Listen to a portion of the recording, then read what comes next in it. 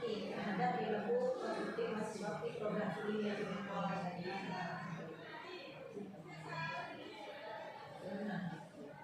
Selanjutnya, tujuan penelitian untuk mengetahui seberapa besar pengaruh literasi keuangan syariah terhadap perilaku konsumtif mahasiswa program studi manajemen keuangan syariah.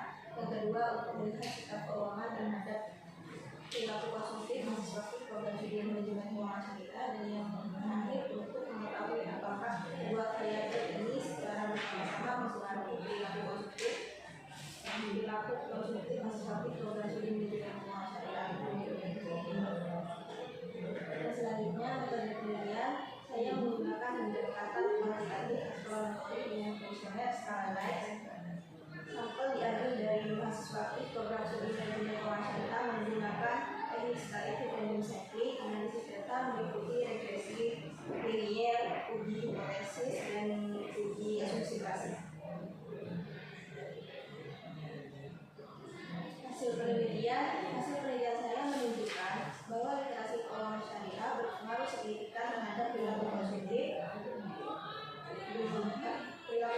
mahasiswa dengan nilai pengaruh sebesar 0,535 dan sikap keuangan juga berpengaruh signifikan namun tidak besar dari literasi keuangan yaitu sebesar 0,187.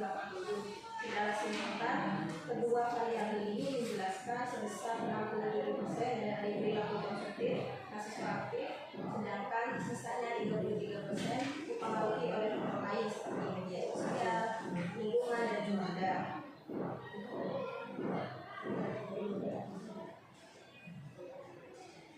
Selanjutnya, pembahasan mahasiswa dengan literasi keuangan syariah dan sikap keuangan yang baik cenderung lebih bijak dalam berbelanja meskipun itu media sosial tetap mempengaruhi gaya konsumtif. Hasil penelitian ini sejalan dengan penelitian sebelumnya yang menunjukkan bahwa pemahaman keuangan dan sikap keuangan memang berperan dalam kebiasaan konsumtif mahasiswa. Selanjutnya dan yang terakhir, kesimpulan dan saran.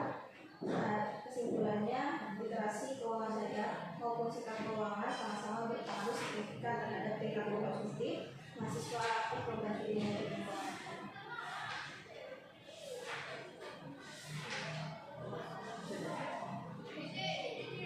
Cinta berapa? Berapa kali? Satu kali. Bulan apa nih? Bulan Mei.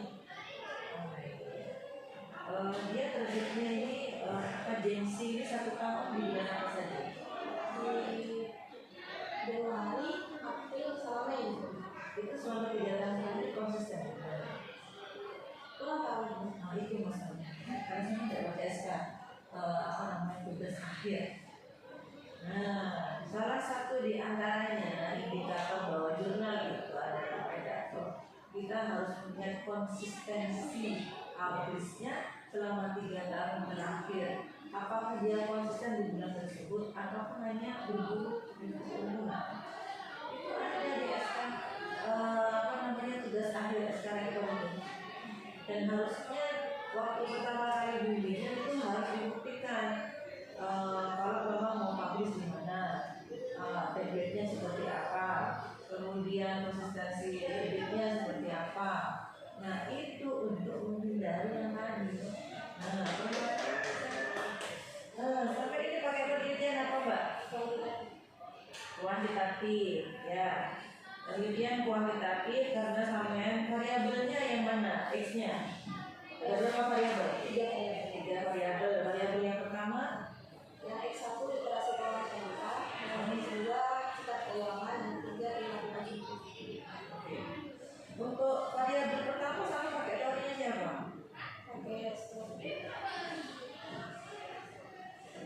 Nah, kalau kuantitatif kan menguji teori. Tadilah Kemudian itu dia itu yang pemilik teorinya apa? Referensinya.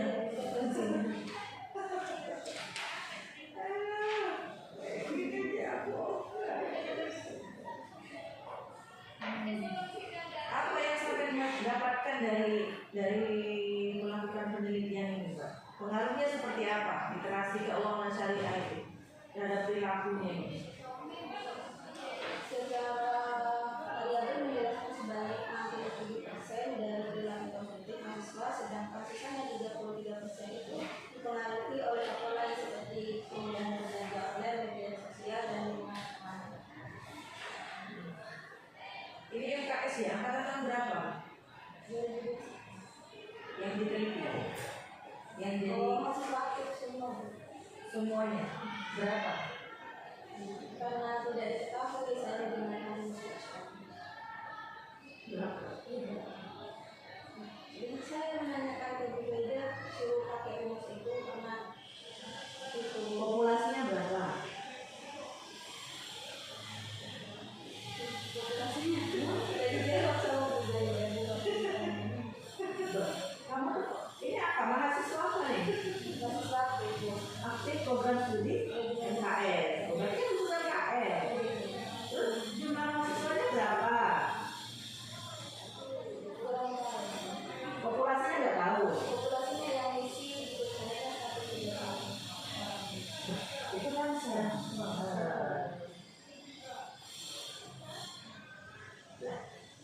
tapi kalau saya suruh angka lompat ke sumur mau nggak? Tapi kalau saya suruh lompat ke sumur mau nggak? Walaupun saya gurunya. Kalau misalnya lulus kalau saya lompat ke sumur mau nggak? Harusnya ke akademik kan ada apa? Kan ini ada surat penelitiannya kan? Mana perbedaan berapa jumlahnya? Kemudian ketika kamu dimasukkan ke rumus untuk penaikan linknya, jadi totalnya berapa? Bukan semaunya kamu ambil 130 ya, yang ini 130 itu ya.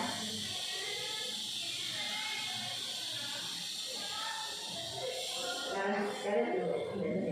Kemudian abstrak. Di abstraknya kita dibaca, dilihat. Di abstrak ini kamu menyatakan bahwa menemukan bahwasannya literasi keuangan dan sikap keuangan berpengaruh signifikan. Nah, signifikansinya itu berapa? Ada signifikansinya. Berarti kalau kemudian berapa persen? Kemudian ini kan ada pakai uji apa? Uji asumsi klasik, regresi. Oh iya, itu kan datanya. Untuk menguji hasilnya? KPSS. Iya. Pakai uji apa? Uji regresi linear ganda, uji hipotesis sama uji asumsi klasik. Di sini kan ada uji T sama uji F. Ya, uji T untuk melihat parsial. Uji F untuk di sini. Di abstraknya nggak ada. Uji T parsialnya ini kan katanya signifikan. Signifikan yang diuji itu apa variabelnya? Hasilnya berapa? Ya, ketika uji F simultan sama-sama berpengaruh enggak, berapa nilainya yang dipengaruhi oleh variabel tersebut dan sisanya oleh variabel lain. Itu ada nggak di abstrak? Karena ketika orang baca penelitian awal pasti dibaca abstraknya dulu. Minimal angkanya itu berapa itu harus dicantumkan. Di sini kamu cuma bilang signifikan di depan. Ya, signifikansinya di mana? Padahal di sini kamu menjelaskan bahwa tujuan penelitian kamu yang pertama untuk melihat parsial, yang kedua untuk melihat signifikan. Harusnya parsial dan simultan variabel mana aja, berapa tingkat signifikansinya itu tercantum di abstrak. Oke. Kemudian lagi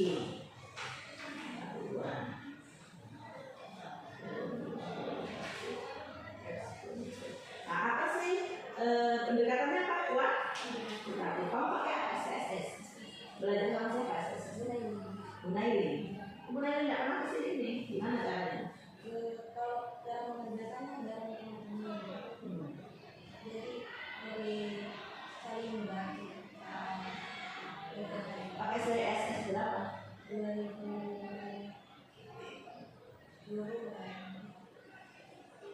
SSS 2000. Sampelnya berapa? 100 Kamu masukkan semua? Kemudian explanatory, apa sih maksudnya explanatory?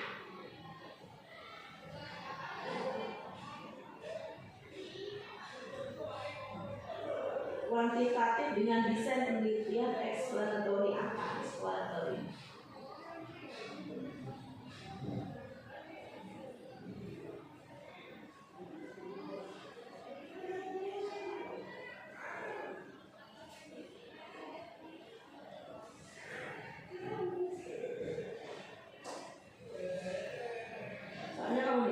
Teknik pengambilan sampel yang digunakan adalah proportionate stratified random sampling.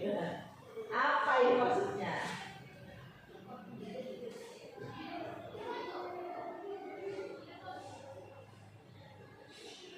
Teliti beneran apa enggak? Apa cuma kopas-kopas? Berapa persen? Lagi aja sebenarnya? 19%. Oke.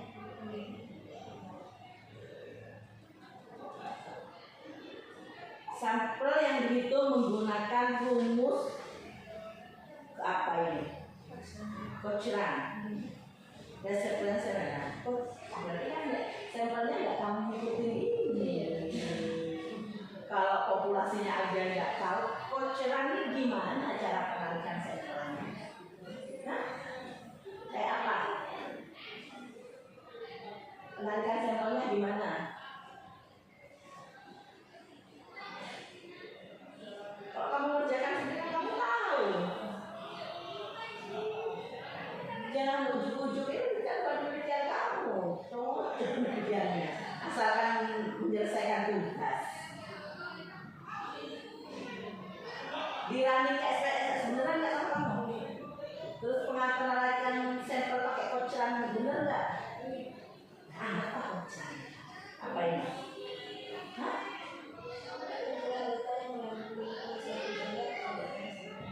Cochrane dengan ukuran sampel yang dihitung menggunakan rumus Cochrane. Apa rumus Cochrane?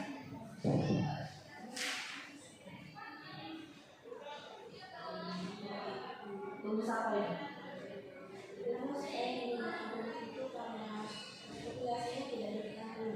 Nah, kalau kamu tidak menggunakan rumus Cochrane, kenapa tidak menggunakan metode yang lain? Kan ada, umpamanya kamu tidak tahu populasi, kemudian sampelnya menggunakan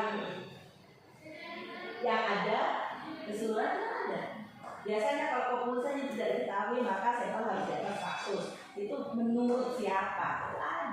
Ada alternatif. Jangan sampai kamu di sini menyatakan metode penelitiannya, pengambilan sampelnya menggunakan Cochrane, ternyata tidak dilaksanakan. Penelitian apa?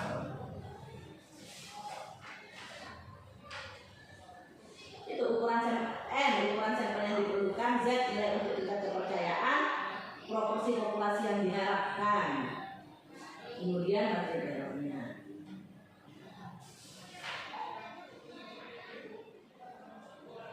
Oke, kalau kamu kerjakan sama temannya, langkah-langkahnya gimana? Setelah kamu dapat data sampai akhirnya keluar di SPSS gimana caranya?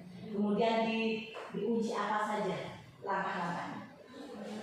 Pertama, dihitung hasil jumlahnya masing-masing variabel, dikali X1 jumlahnya berapa, kali X berapa, dan Y1 berapa.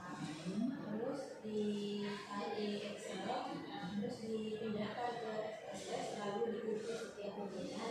Pertama regresi ganda, dinyatakan valid, dikatakan lebih bisa dari 0,00. Dan metode selanjutnya sama seperti itu apa? diuji lokalitas juga dinyatakan valid karena lebih dari 0,05. Diuji T dan spasial, diuji T dan TDF juga lebih dari 0,05.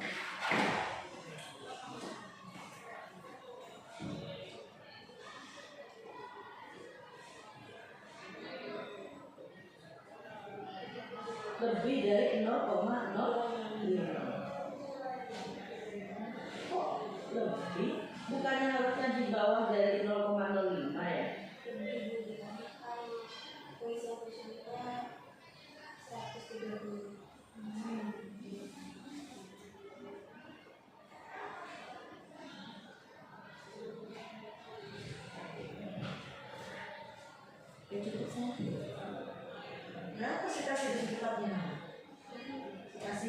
di sini? Nggak tahu ya. Kasih.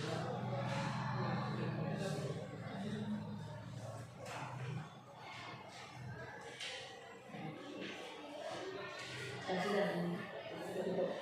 Oke, makanya